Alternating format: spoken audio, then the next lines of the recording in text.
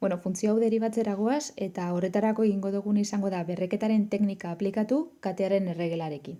Orduan, berretzailea pasatzen dugu aurrera biderkatzen eta gero berretzaileari bat kentzen diogu. Orduan, herenaken bat izango litzateke -2 eren. Eta gero egin behar dugu bider barrukoaren deribatua eta barrukoaren deribatu egiteko zatiketaren formula aplikatzen dugu. Vale? Orduan, jarraituko dugu hemendik. Zein izango litzateke hurrengo pausua? Hurrengo pausua izango litzateke alde batetik zatiki honeri buelta eman. Bekoa gora pasatu eta goikoa bera pasatu. Horrela, berretzaile honen ikurra aldatu egingo da. Eta gero beste alde batetik ere biderketa hauek egingo ditugu. Vale? Orduan, geratuko litzaiguke. 1/3 bider, x ber 5 ken x ber 3 gehi 3 ber 2 eren.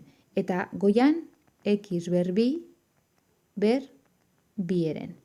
Bider, izendatzailean x ber 4, eta zenbakitzailean biderketa hori egiten badugu, geratzen zaigu 5x ber 6, ken 3 x ber 4, ken 2x ber 6, gehi 2x ber 4, ken 6x. Vale. Bueno, orduan, orain egin behar duguna, da, alde batetik, hemen ditugu maila desberdinetako bi berretzaile. Orduan, maila desberdineko bi berretzaileak euren artean biderkatu egiten dira. Vale? Horrela dagoenean biderketa egiten da. Eta gero hemen badaude simplifikatu daitezken monomio batzuk, ezta?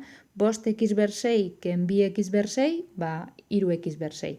Eta -3x ber 4 gehi 2x ber 4 geratuko zaigu -x ber 4. Orduan, hori da egingo dugun hurrengo gauza. Herena, bider. X ber 4 zati 3 eta izendatzailean x ber 5 ken x ber 3 gehi 3 ber 2 eren. Bider, 5x ber 6 ken 2x ber 6, 3x ber 6. Eta -3x ber 4 gehi 2x ber 4, -x ber 4. Eta azkenik ken 6x hor dagoelako eta jarri behar dugu. Vale, orduan, begira, egingo dugun hurrengo gauza izango da zatiki hau simplifikatu. Goian, zenbakitzailean, atera dezakegu x biderkatzaile komuna, eta orduan simplifikatuko litzateke hemen dagoen x batekin. Orduan, geratuko litzaiguke horrela. 1/3 bider, x ber 4 eren zati x ber 5 ken x ber 3 gehi 3 zati ber 2 eren. Bider, 3x ber 5 ken x ber 3 ken 6 zati x ber 3. Vale, orduan, orain egingo duguna izango da, begira, 3 zatikiak biderkatzen daudenez, simplifikatu daitezke polinomioak. Orduan, begira, adibidez, polinomio hau, monomio bakarrarekin osatutako polinomio hau eta hau, simplifikatu daitezke x hauek, simplifikatu daitezke. Zelan, begira, nik baldin badaukat a ber 2 zati a ber 5, honen emaitza zein da? 1 zati a ber 3. Zer egiten da zatiketa daukagunean eta berrekizunak berdinak direnean? Berretzaileak kendu, bai? Orduan, bi hauen arteko kenketa jarriko dugu azbean, izendatzailean, zergaitik, izendatzailearen berretzailea handiagoa dalako. Orduan, kasu honetan daukagu x ber 5 eta x ber 3. Beraz, hemen berretzaileak kendu daikeguz. Orduan, geratuko litzaiguke horrela, begira, hasteko zatiki guztiak biderkatzen daudenez, dana zatiki berdinaren barruan sartu daiket. Orduan, goian, momentu bat, zuzenago egingo dut marra hau, momentu bat, listo. Orduan, goian, zenbakitzailean izango dugu 3x ber 5 ken x ber 3 ken 6. Eta izendatzailean izango dugu 3 bider, x ber 5 ken x ber 3 gehi 3 ber 2 eren, bider, x ber 3 ken 4 eren. Vale? Egiten ari garena da, hemen egin dugun gauza bera. Nik x ber 4 eren daukat hemen goian eta x ber 3 hemen azpian. Orduan simplifikatuko ditut, eta zer da egiten dana berretzaileak kendu.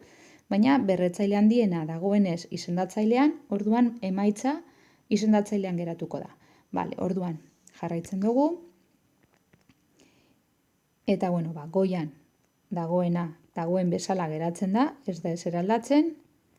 Eta bean, jarriko duguna izango da, momentu bat, eta orduan geratzen zaigu x ber, begira, 3ken 4eren emekatea egiten badozu, ematen du 5eren. Orduan, orain, honek jarriko ditugu erro moduan.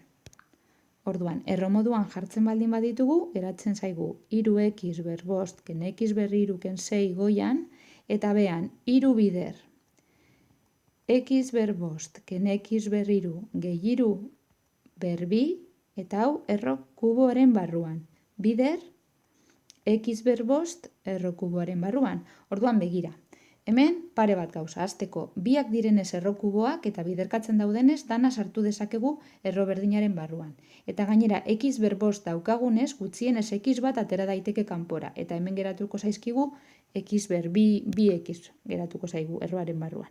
Orduan geratuko litzaiguke, zenbakitzailean 3x ber 5 ken x ber 3 ken 6, eta izendatzailean 3x bider, sartuko dugu dana erro berdinaren barruan, x bider, x ber 5 ken x ber 3 gehi 3 ber 2.